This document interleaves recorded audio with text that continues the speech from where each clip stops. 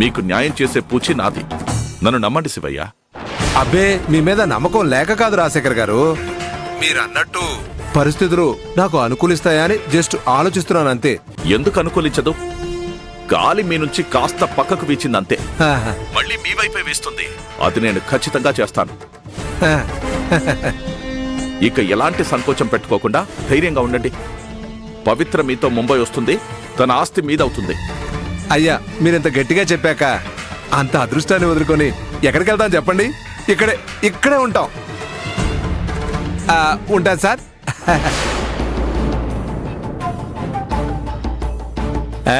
ఏంటండి మీరు? నేను చెప్పిందంతా గాలి కొదిలేసి కుక్కతో ఒక వంకర అన్నట్టు మళ్ళీ మీ బుద్ధి చూపించేశారు. చాలే, నోరు ముసుకా. ఇప్పుడు నీ మాట విన్నాను నేను. ఇప్పుడు వినడం వల్లే పవిత్రను వదిలేసి ముంబై వెళ్ళాలన్న తప్పుడు ఆలోచన వచ్చింది. ఇదిగో, మళ్ళీ నీ మాట వింటే కోట్ల ఆస్తిని దూరం చేసుకున్న దురదృష్టవంతుని అవుతాను నేను.